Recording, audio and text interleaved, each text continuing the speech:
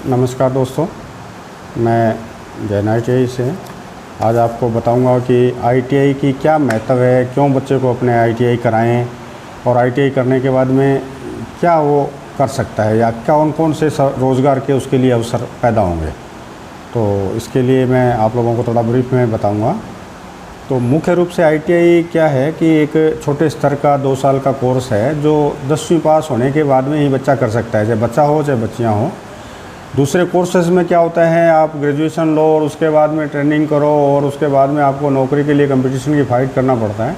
तो एक सरल विधि है जल्दी रोज़गार उत्पन्न करने के साधन कैसे प्राप्त करें। तो सामान्यतः जो जनरल कैटेगरी की लेवल के जो बीच के मध्यम वर्ग के या गरीब तबके के लोग हैं, वो उनके बच्चे जो कमज़ोर हैं, पढ़ने में थोड़े से कमज़ोर भी हैं, तो भी ये ITI आराम से कर सकते हैं। बड़ी हायर क्वालिफ़िकेशन के लिए बच्चे को टैलेंटेड भी चाहिए और अच्छे अगर मार्क्स आते हैं तो वो आगे कोर्स कर सकता है। उसमें पैसों की भी ज़रूरत पड़ती है, सबकी बात है। तो ये छोटे स्तर का सस्ता और कम समय में पूरा करने वाला कोर्स है, जिसके बाद तुरंत जो है रोज़गार के अवसर उत्पन्न हो जाते हैं। तो अभी इसके लिए सबसे पहले योग्यता जो है क्या है इसकी कि 10वीं पास बच्चा हो। जो इलेक्ट्रिशियन की ट्रेड की अंदर बच्चा, आजकल जैसे इलेक्ट्रिशियन की डिमांड आ रही है, तो इलेक्ट्रिशियन में 10वीं पास हो बच्चा किसी भी ट्रेड से, और कम से कम 14 वर्ष की उम्र होनी चाहिए उसकी। ऊपरी सीमा में कोई सीमा नहीं है, वो कितने वर्ष का हो चाहे वो अपना ITI का काम ट्रेनिंग कर सकता है। और ये ट्रेनिंग जो है हमारी NCVT यानी भारत सरकार के द्वारा मान्यता प्राप्त होती है। इसके कारण जो है ना, वो किसी भी राज्य में नौकरी करने के लायक हो जाता है। चाहे आप किसी भी राज्य में कहीं से भी ITI किए है और आप किसी भी राज्य में, इसके अलावा आप बाहर भी जाना चाहें, विदेशों में भी नौकरी कर सकते हैं आप, इसकी मान्यता होती है। तो ट्रेनिंग के दौरान जो है वो निम्न बातों का बच्चों को ज्ञान कराया जाता है। जैसे सबसे पहले हम सुरक्षा एवं सावधानियाँ बच्चों को बताते हैं कि साहब बिजली हमारा क्या है, न तो किसी का दोस्त है और न ही किसी का दुश्मन। तो सबसे पहले हम इसको बच्चों को सुरक्षा और सावधानियां बताते हैं कि साहब बिजली से कैसे बचा जा सकता है, कैसे अपने इससे बचने की क्या क्या सावधानियां अपने को बढ़ानी चाहिए।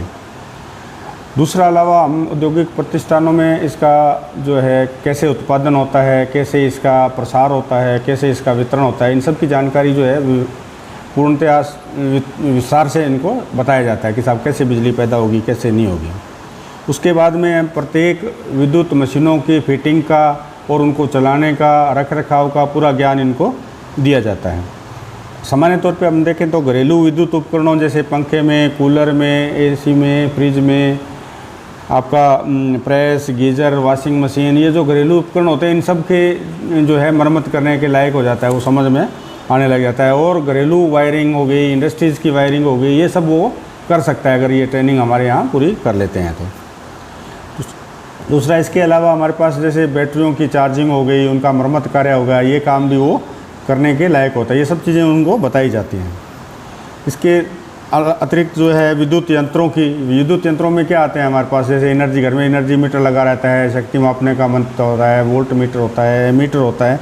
इनकी पाठ्यांक लेना, रीडिंग लेना, उनका उपयोग करना और इनकी मरम्मत करना, इन सभी का ज्ञान हम इनमें करवाते हैं हमारे पास। इसके अलावा इलेक्ट्रॉनिक परिपथों की जानकारी, अगर जैसे सिंबल वगैरह की थोड़ी बहुत नॉलेज हो जाता है तो वो इलेक्ट्रॉनिक परिपथों को भी तैयार कर सकता है। इससे जो है ऑटोमोबाइल में और घरों में जो इलेक्ट्रॉनिक परिपथ कंट्रोल सर्किट होते हैं, उनका भी वो तैयार कर सकते हैं हमारे पास। इसके बाद में ITI करने के बाद में कौन कौन से रोज़गार हमारे पास सरकारी और प्राइवेट दोनों सेक्टर में जो है रोज़गार के अवसर पैदा हो जाते हैं। तो बच्चा सबसे पहले क्या होता है कि हर समाज ये चाहता है कि बच्चा सरकारी नौकरी मिल जाए। तो सरकारी नौकरियों में कहाँ इनके जो है अवसर हैं हमारे पास इलेक्ट्रिशियन ट्रेड के। तो सबसे पहले सभी प्रांतों में बिजली प्रांतों के जो बिजली बोर्ड है, उसमें जो है इलेक्ट्रिशियन ITI या वायरमैन से ITI की जो है डिमांड रहती है। इसके अलावा भारत सरकार के उपक्रम जैसे रेलवे हो गया, रक्षा मंत्रालय हो गया, MES मिलिट्री इंजीनियरिंग सर्विस हो गई, BSNL हो गया, MTNL हो गया, और तरह के जो भी केंद्र सरकार के जहाँ भी बिजली चाहिए वहाँ जो है इलेक्ट्रिशियन की आवश्यकता होती है। इसके अलावा लिमिटेड और प्राइवेट लिमिटेड सेक्टर हैं, जैसे किसी की इंडस्ट्रीज़ हैं, उनमें सब में जो है बच्चों की आवश्यकता, इलेक्ट्रिशियन जो है ज़रूरत पड़ती है, तो उसमें भी वो रोज़गार अपना प्राप्त कर सकते हैं। इसके अलावा हमारे पास व्हीकल्स की वायरिंग है, व्हीकल्स की वायरिंग के बारे में भी नॉलेज दिया जाता है। होटल में, रिसोर्ट में, नर्सिंग होम, सिनेमाघरों में, शादी समारोह में डेकोरेशन का कार्य है, ये सब जो जानकारियाँ इसकी जो है वो ट्रेंड हो जाता है। तो किसी तरह का भी रोज़गार जो है वो अगर सरकारी नौकरी नहीं भी मिलती है तो प्राइवेट काम करके भी अपने जीवन यापन कर सकता है, जीवन रोज़गार जो है अपना खर्चा निकाल सकता है वो। तो स्वरोज़गार की, स्वराज जैसे कहें कि साहब स्वरोज़गार हम अपना सरकारी नौकरी नहीं करनी हमें, तो प्राइवेट काम करना है, तो प्राइवेट काम में कौन कौन से साधन हमारे पास उपलब्ध रहेंगे? तो जैसे शहरी और ग्रामीण क्षेत्रों में मोटरों की, स्टार्टर की ज़रूरत, रिपेयर की ज़रूरत पड़ती है, तो वो अपना स्टार्टर की कर सकता है। अपना समय की विद्युत सामग्री की दुकान खोल सकता है और उसका व्यवसाय शुरू कर सकता है। पंखे, कूलर, घरेलू उपकरण की सप्लाई हेतु मरम्मत कार्य है और उनकी सप्लाई कर सकता है। वायरिंग की कर सकता है, घरेलू वायरिंग हो गई, इंडस्ट्रीज वायरिंग हो गई, इसके ये भी अपना काम घर से चालू कर सकता है, अपना खुद का कर सकता है। वाइंडिंग, मोटर, जनरेटर, ट्रांसफार्मर आदि की वाइंडिंग, रीवाइंडिंग करते हैं। जैसे तो मोटरें वगैरह आजकल ट्यूबवेल क्षेत्र में तो इतनी डिमांड रहती है कि गर्मियों में दिनों में जो है खूब तादाद में मिस्त्री नहीं मिलते साहब, इतने 2 दिन और किसी की फसल सूख रही है तो उसको आवश्यकता ज़रूरत होती है, तो मिस्त्रियों की बहुत ज़्यादा डिमांड रहती है, तो वो भी कार्य ये कर सकता है। इसके अलावा हमारे पास ट्यूबलाइट की चौक वगैरह, छोटे ट्रांसफार्मर आदि बनाना, शादी समारोह में डेकोरेशन का कार्य करना, अनेक कार्य ऐसे हैं जिनमें जो है वो खुद का रोज़गार उत्पन्न कर। सरकारी नौकरी बाई चांस नहीं भी मिलती है या जब तक मिलती है ये अपना रोज़गार चालू करके और अपना एक अलग से स्टैंड तैयार कर सकता है, जिससे अपने जीवन यापन की अच्छी जो है वो तरह से कर सकता है। अब इसमें जो ट्रेनिंग के दौरान कुछ स्कॉलरशिप सरकार, भारत सरकार द्वारा भी दी जाती है, राज्य सरकार के द्वारा भी दी जाती है, तो इससे जो गरीब लोग के बच्चे हैं उनको कॉलेज की फ़ीस वगैरह, किताबों के, इनके अनेक खर्चे होते हैं वो भरपूर पूर्ण की जा सकते हैं। तो सेंट्रल गवर्नमेंट की जो स्कॉलर्स की स्कीम है वो माइनॉरिटीज़ हो गई, आप विकलांग की हो गई, राज्य सरकारों की होगी, जैसे हमारे SC ST इसमें OBC वगैरह में जो है सरकारों, और अनेक NGO जो हैं हमारे पास आते हैं वो भी स्कॉलरशिप देते हैं, कई बार बैंक दे देते हैं, बैंक की तरफ से भी स्कॉलरशिप आ जाती है। तो हम पूरी कोशिश करते हैं कि बच्चों को छात्रवृत्ति का लाभ मिले और जिससे जो है घर वालों पे इतना उसका बोझ नहीं पड़े, इसलिए हम इनका सहयोग करने के लिए तैयार रहते हैं। तो हर मेंबर हर सदस्य जो है वो इसके अंदर जो है बच्चों का सहयोग करता है। अब बात आती है कि साहब हम ITI किस स्तर पे करें, मतलब कहाँ से करें, तो ये बात आपको सोचनी होती है कि साहब हमारे बच्चे को हम कहाँ एडमिशन दिलवाएं।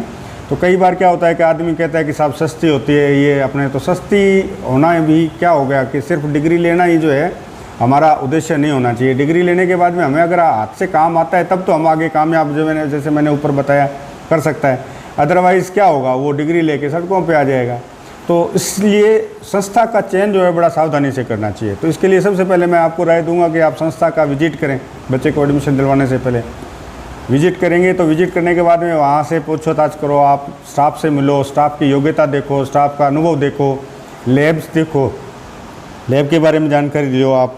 तो ये सब जो है, इसके बाद में आप ये भी पूछ सकते हो साहब हम आपके यहाँ से कितनी लोग नौकरियाँ प्राप्त कर चुके हैं या क्या अपना स्वरोजगार जो है इन्होंने प्राप्त किया है। तो इस तरह की सारी जानकारियाँ आपको कलेक्ट हो जाएगी। उससे आप लोगों को संस्था का जो आप तुलना जो है कर पाओगे। तो उसमें अगर 10 रुपये 20 रुपये आपके कुछ फीस ज़्यादा भी है तो फीस तो एक बार लगनी है, लेकिन वो चीज़ आपका सर्टिफिकेट या आपकी जो योग्यता है या जो आपको जो सीखेगा बच्चा वो आपके उम्र भर काम आएगा। तो आप ये चीज़ ध्यान करके अपने बच्चे को तय करें कि साहब ITI कहाँ कराएं हम। तो मैं ये इसी के साथ अपना जो है विचार दूंगा और आप इन पर गौर करें। और बच्चों को, जो बच्चे दूसरे बड़ी उच्च शिक्षा में नहीं ले पाते हैं या अपने कुछ कारण होते हैं कि साहब दोनों ही तरह होते हैं, कई बार बच्चा टैलेंटेड होता है और घर वाले उनकी फ़ीस वगैरह इतना ज़्यादा आजकल फ़ीस का हो गया कि साहब फीस भरने में असमर्थ रहते हैं। तो ऐसे स्तर पे हम अपने ITI करवा के बच्चे को तुरंत जो है रोज़गार योग्य बना सकते हैं। धन्यवाद।